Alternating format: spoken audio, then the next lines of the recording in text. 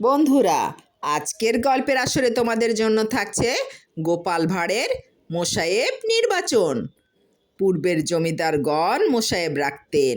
পাশের এক জমিদার গোপালকে বললেন, অনেকেই মোসায়েবগিরি করিবার জন্য আসছে, কে যে উপযুক্ত হবে আমি ঠিক বুঝে উঠতে পারছি না।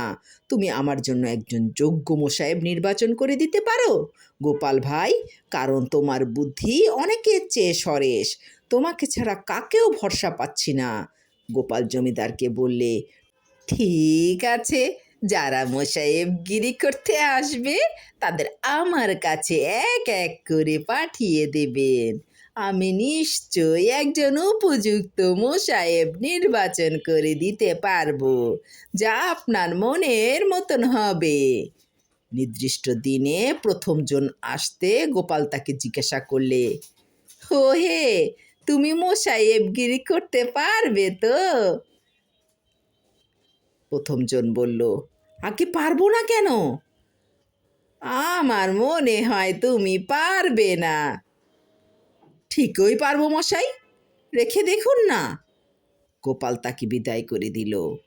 গোপালের নির্দেশে এবার আর একজন ঘরে এসে ঢুকলো। গোপাল এই ব্যক্তিকে জিজ্ঞাসা করলে, কি হে, মোসায়েবগিরি করতে পারবে তো? দ্বিতীয় জন বলল, কেন পারবো না?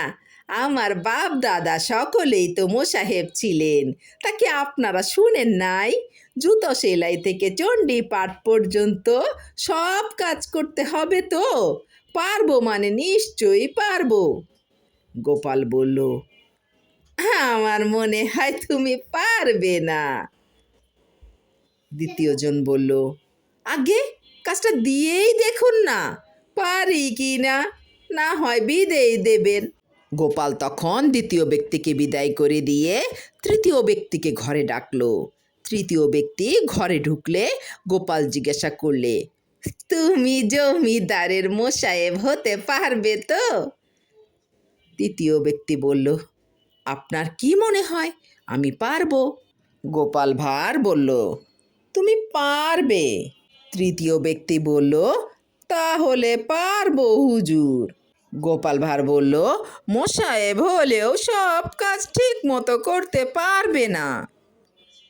তৃতীয় ব্যক্তি বলল, আগে না, তা অবশ্য পারবো না। গোপাল ভাঁড় বলল, সূর্য যে পশ্চিম দিকে ওঠে তা কি তুমি স্বীকার করো? তৃতীয় ব্যক্তি বলল, স্বীকার করি মানে? আমার 14 পুরুষ স্বীকার করতে বাধ্য। গোপাল তৃতীয় ব্যক্তিকেই মোসায়েব নির্বাচন করলো। জমিদারও উপযুক্ত মোসায়েব লাভ করে গোপালের বুদ্ধির তারিফ করলেন এবং গোপালকেও পুরস্কৃত করলেন উচিত মতো।